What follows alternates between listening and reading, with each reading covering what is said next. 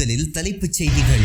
Israel போர் விமானங்களை நடுவானில் கதற விரட்டியடித்த ஹவுதிகள். வல்லரசு நாடுகளிடம் மட்டுமேயுள்ள விமான எதிர்ப்பு ஏவுகணைகளை பயன்படுத்தும் ஏமன். ஏமன் தலைநகர் சனா தாக்கப்பட்ட மறு நிமிடமே இஸ்ரேலை அதிர வைத்த ஹவுதிகள். கத்தாரை போல காத்திருக்காமல் கண்ணுமைக்கும் நேரத்தில் பதிலடி கொடுத்த ஏமன் ஆயுதப்படைகள். இஸ்ரேல் நகரங்களில் அபாய எச்சரிக்கை ஒலி. லட்சக்கணக்கான செட்டிலர்கள் பங்கர்களில் தஞ்சம். டெஹ்ரானில் இருந்து 5000 கிலோமீட்டர் பயணித்து ஐரோப்பாவை தாக்கும் இன்டர்கான்டினென்டல் பாலிஸ்டிக் மிசைல். ஈரான் பரிசோதனையில் ஈடுபட்டு விட்டதாக மேற்கத்திய ஊடகங்கள் அச்சம். ஈரானின் மிசைல்ஸ்களை அமெரிக்கா மற்றும் ஐரோப்பிய வான் பாதுகாப்பு அமைப்புகளால் தடுக்க முடியாது என்றும் தகவல். ரஷ்யாவின் உதவியுடன் 5 புதிய அணு உலைகளை நிறுவும் ஈரான். ஏற்கனவே சேதமடைந்த அணு உலைகளும் புதுப்பிப்பு. செய்வதறியாது திணறும் அமெரிக்கா மற்றும் இஸ்ரேல். இனி செய்திகளை விரிவாக பார்க்கலாம். நடுவானில் இஸ்ரேல் விமானங்களை ஏமன் படைகள் விரட்டியடித்த சம்பவம் மீண்டும் நிகழ்ந்துள்ளது. வியாழக்கிழமையன்று இஸ்ரேலிய படைகள் ஏமன் தலைநகர் சனா மீது வான்வழி தாக்குதலை நடத்தின. அவை பொதுமக்கள் வசதிகளையும் உள்கட்டமைப்பையும் குறிவைத்தன. ஏமன் வான் பாதுகாப்பு படைகள் இந்த தாக்குதலை எதிர்கொண்டு பல இஸ்ரேலிய விமானங்களை நடுவானில் விரட்டியடித்துள்ளன. தாக்குதலில் ஈடுபட்ட டசன் கணக்கான போர் விமானங்களின் பெரும் பகுதியை ஏமன் தனது ஏவுகணைகள் மூலம் விரட்டியடித்துள்ளது. பெரும்பாலான வான்வழி தாக்குதல்கள் முறியடிக்கப்பட்டாலும் இஸ்ரேலிய படைகள் தலைநகரை தாக்க கடற்படைகளை பயன்படுத்த தொடங்கின என்று ஒரு இராணுவ வட்டாரம் அல் மயாதீனிடம் தெரிவித்துள்ளது. ஏமன் பாதுகாப்பு படைகள் ஆக்கிரமிப்பை எதிர்கொள்வதில் வெற்றி பெற்றதாகவும் இலக்குகளின் பெரும் பகுதியை தடுத்ததாகவும் அந்த வட்டாரம் உறுதிப்படுத்தியுள்ளது. சமீப வாரங்களில் இஸ்ரேலிய தாக்குதல்கள் சனாவில் பெரும் அழிவை ஏற்படுத்தியுள்ளன. காசாவில் பாலஸ்தீனியர்களுக்கு ஆதரவாக ஏமன் ஆயுதப்படைகள் இஸ்ரேல் மீது ஏவுகணை மற்றும் ட்ரோன் தாக்குதல்களை தொடங்கியுள்ளன. இதற்கு பதிலடியாக இந்த தாக்குதல்கள் இருக்கலாம். ஒரு அறிக்கையின்படி கடந்த வாரம் ஒரு நாளிதழ் வளாகத்தின் மீதான இஸ்ரேலிய வான்வழி தாக்குதலில் 31 பத்திரிகையாளர்கள் மற்றும் ஊடக ஊழியர்கள் கொல்லப்பட்டனர். இஸ்ரேலை கண்டு அரபு நாடுகள் அஞ்சி நடுங்கி வரும் நிலையில் ஏமன் தொடர்ந்து ஆக்கிரமிப்பு நிர்வாகத்தின் மீது தாக்குதல் நடத்துவதோடு இஸ்ரேலின் தாக்குதல்களையும் திறம்பட எதிர்கொண்டு வருவது குறிப்பிடத்தக்கது. சனாவின் மீது இஸ்ரேல் வான்வழி தாக்குதல் நடத்தியதை தொடர்ந்து மறுநிமிடமே இஸ்ரேலை அலறவிட்டுள்ளன ஏமன் படைகள். வியாழக்கிழமை மாலை ஏமனில் இருந்து ஏவப்பட்ட ஏவுகணையை தொடர்ந்து ஆக்கிரமிக்கப்பட்ட பாலஸ்தீனத்தின் மையப்பகுதியில் உள்ள டெல் அவீவ் மற்றும் சுற்றியுள்ள குடியிருப்பு பகுதிகளில் சைரன்கள் ஒலித்தன. இதனால் லட்சக்கணக்கான செட்டிலர்கள் பங்கர்களில் தஞ்சமடைந்தனர். ஏவுகணை வருவதை இஸ்ரேலின் எச்சரிக்கை அமைப்பு கண்டறிந்தது. ஆனால் அதனை இஸ்ரேல் எல்லைக்குள் நுழைவதற்கு முன்பு தடுத்து நிறுத்த முடியவில்லை. இந்த சம்பவம் நடப்பதற்கு சில மணி நேரங்களுக்கு முன்பு இஸ்ரேலிய போர் விமானங்கள் ஏமனின் தலைநகர் சனாவின் மீது கடுமையான வான்வழி தாக்குதலை நடத்தின. ஏமன் வான் பாதுகாப்புகள் இஸ்ரேலிய விமானங்களை தடுத்து நிறுத்தின. காசாவில் பாலஸ்தீனியர்களுக்கு ஆதரவாக ஏமன் ஆயுதப்படைகள் தொடர்ந்து தாக்குதலை நடத்தி வருகின்றன. அன்சார் அல்லா தலைவர் சையத் அப்துல் மாலிக் அல் ஹவுதி காசாவில் இஸ்ரேலின் குற்றங்களை தொடர அமெரிக்காவின் ஆதரவே காரணம் என்று கடுமையாக கண்டித்துள்ளார். கண்டம் விட்டு கண்டம் பாயும் ஏவுகணைகளை ஈரான் பரிசோதித்திருப்பதாக வெளியான தகவல் அமெரிக்கா மற்றும் ஐரோப்பிய நாடுகளை அதிர்ச்சியில் ஆழ்த்தியுள்ளது. ஏவுகணை தொழில்நுட்பத்தில் உலகின் நம்பர் 1 நாடாக ஈரான் திகழ்கின்றது. அதன் நவீன ஏவுகணைகளை அமெரிக்காவின் இடைமறிப்பான்களால் தடுக்க முடியவில்லை.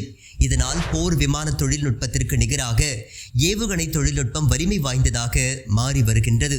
இதன் காரணமாகவே ஈரான் மீது இஸ்ரேலும் அமெரிக்காவும் திடீர் தாக்குதலை தொடுத்தன.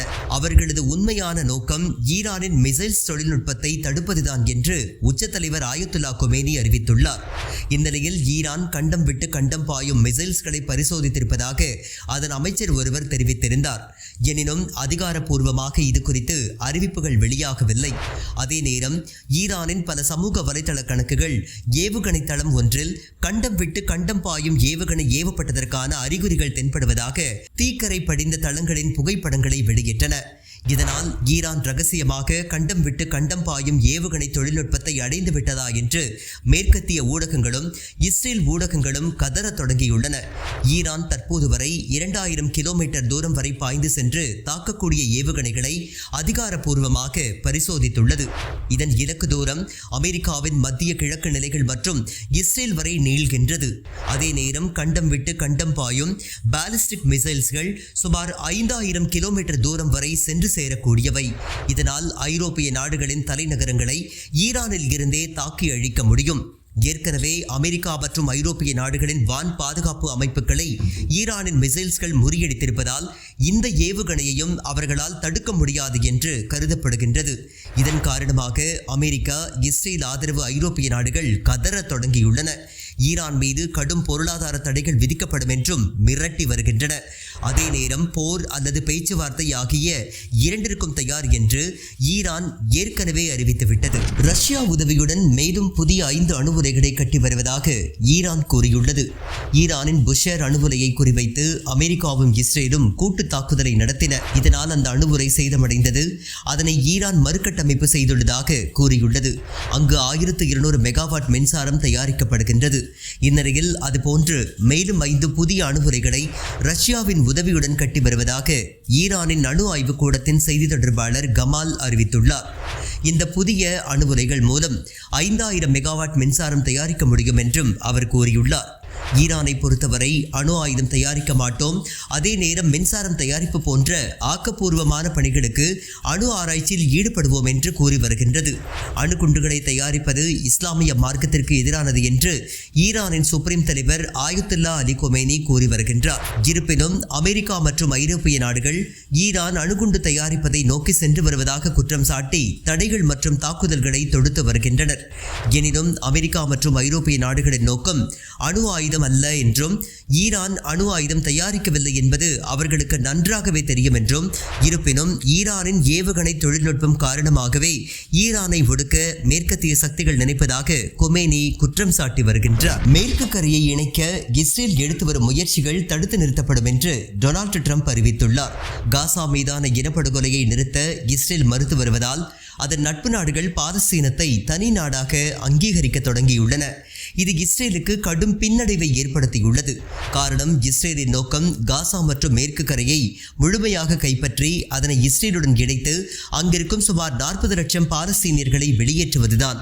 இதன் காரணமாக காசா மீது இடைவிடாத இனப்படுகொலைகளை இஸ்ரேல் நடத்தி வருகின்றது. அதன் நெருங்கிய நட்பு நாடுகளான Italy, Germany, Australia, Britain, Canada போன்ற பல நாடுகள் சொல்லியும் இனப்படுகொலை நிறுத்த நெதன்யாகு முன்வரவில்லை. இதனால் இஸ்ரேலின் நட்பு நாடுகளும் பாலஸ்தீனத்தை தனி நாடாக அங்கீகரிக்க தொடங்கியுள்ளன.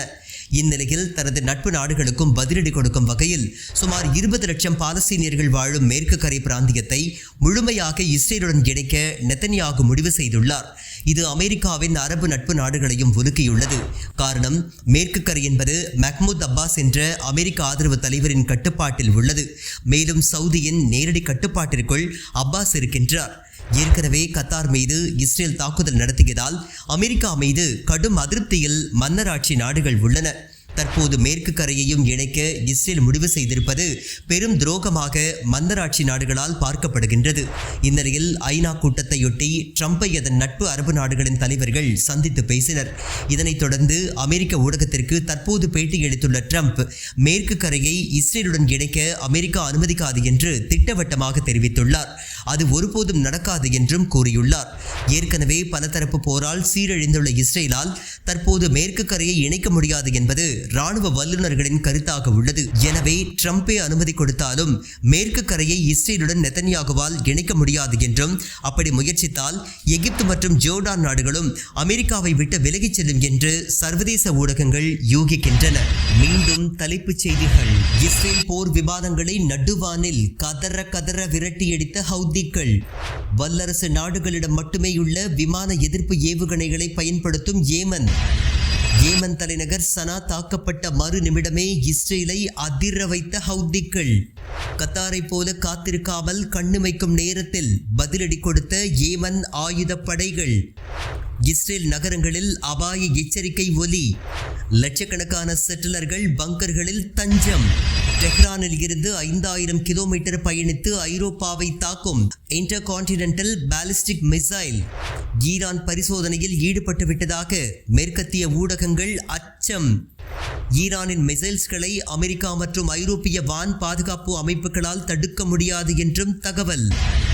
ரஷ்யாவின் உதவியுடன் 5 புதிய அணு உலைகளை நிறுவும் ஈரான். ஏற்கனவே சேதமடைந்த அணு உலைகளும் புதுப்பிப்பு செய்வதறியாது திணறும் அமெரிக்கா மற்றும் இஸ்ரேல். ஈரானுடன் மோதுவதை கனவிலும் இனி இஸ்ரேல் நினைத்து பார்க்க கூடாது. ஒட்டுமொத்த இராணுவ ரகசியங்களையும் திரட்டிவிட்டோம். ஈரான் அமைச்சர் நேரடி எச்சரிக்கை.